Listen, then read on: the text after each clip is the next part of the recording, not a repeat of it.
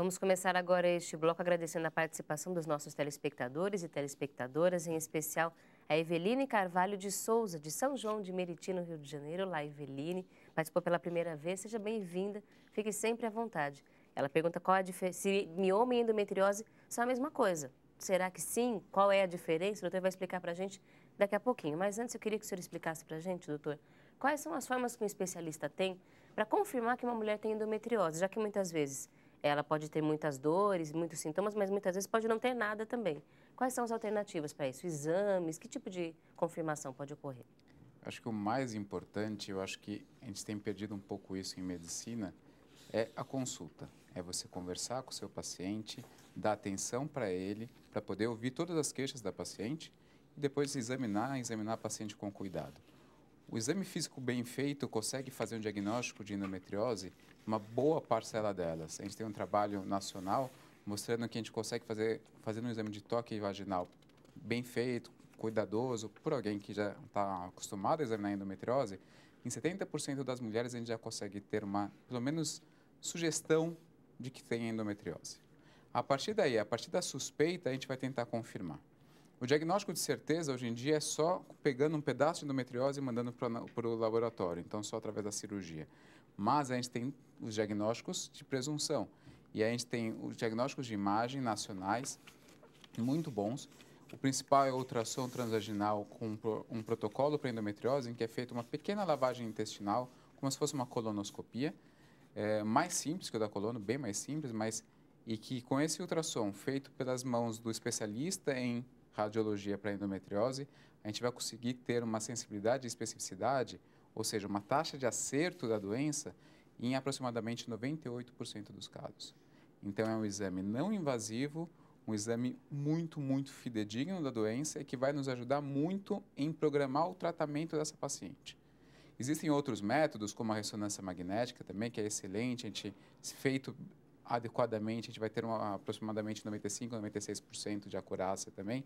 Então, dependendo do estado que você está, dependendo da cidade que você estiver, você vai ter acesso a um ou outro método, mas esses são os dois principais métodos diagnósticos para endometriose. São exames que só são... A consulta deve ser feita com mais frequência, mas o ultrassom não costuma ser pedido para todo mundo, só quando há uma desconfiança já. Exatamente. A gente vai pedir os exames auxiliares quando a gente tiver desconfiança, né?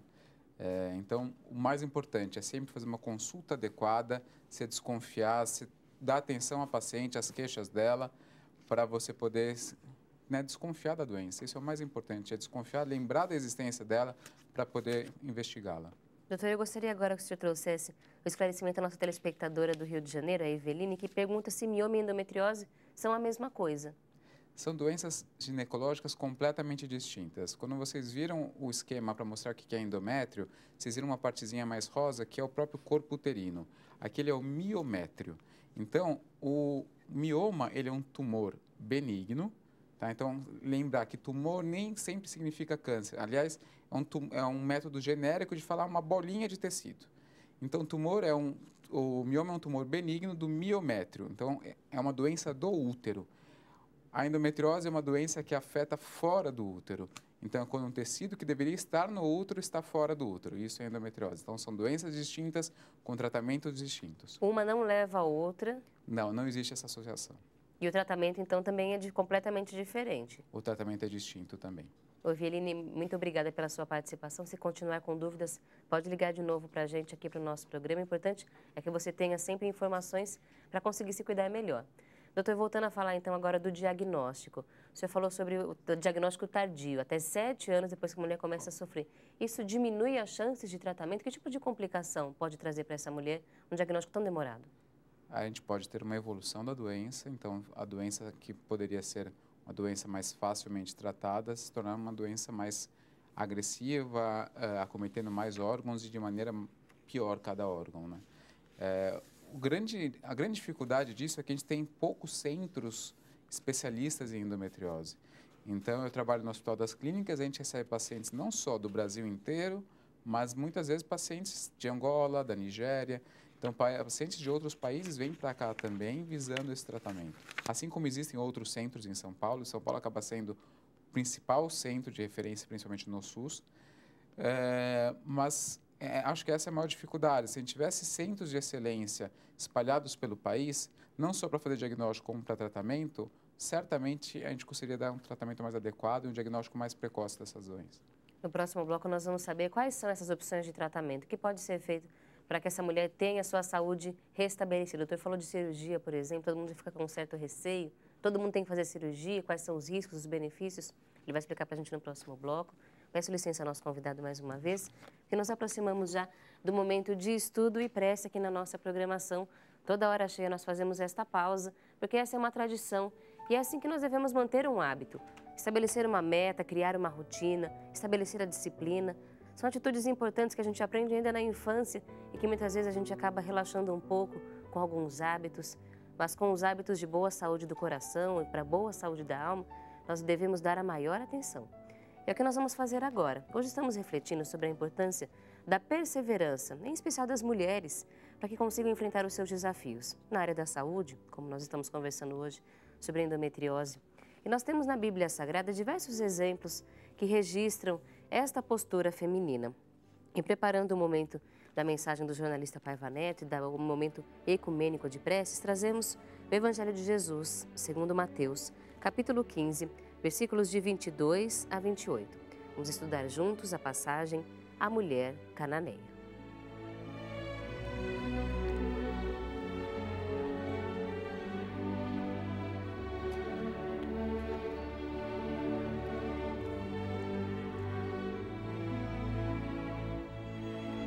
Enquanto o Cristo de Deus ensinava a multidão, eis que uma mulher cananeia, provinda daquelas cercanias, clamava, dizendo: Senhor, filho de Davi, tem compaixão de mim, que minha filha está horrivelmente endemoninhada. Contudo, Jesus não lhe respondeu. E chegando-se, pois, a ele os seus discípulos, rogavam-lhe, dizendo: Despede-a, mestre, porque esta mulher vem clamando atrás de nós. Ao que lhes respondeu o divino amigo: Não fui mandado senão às ovelhas perdidas da casa de Israel.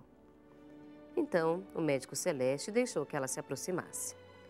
A pobre mãe, adorando-o, disse: Senhor, socorre-me. Jesus, porém, respondeu: Não é bom tomar o pão dos filhos e lançá-lo aos cachorrinhos. Ao que ela disse: Sim, Senhor, mas até os cachorrinhos comem das migalhas que caem da mesa dos seus donos. Então respondeu o Divino Mestre, dizendo: Ó mulher, grande é a tua fé. Seja feito contigo como queres. E desde aquela hora, sua filha ficou curada.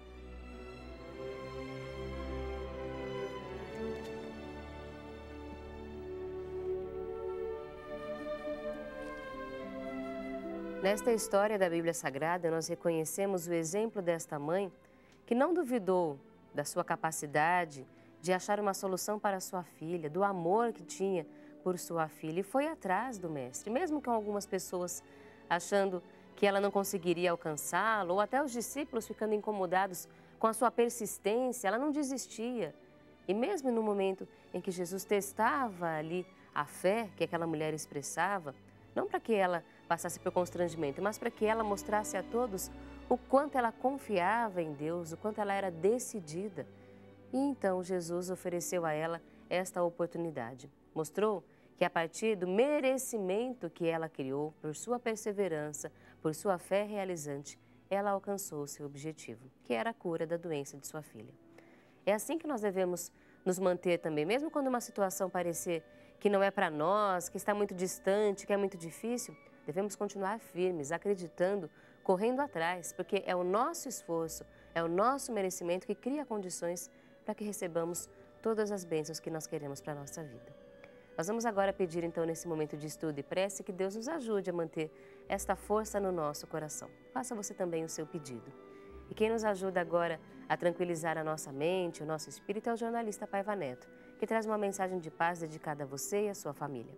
São 59 anos de comunicação 100% Jesus.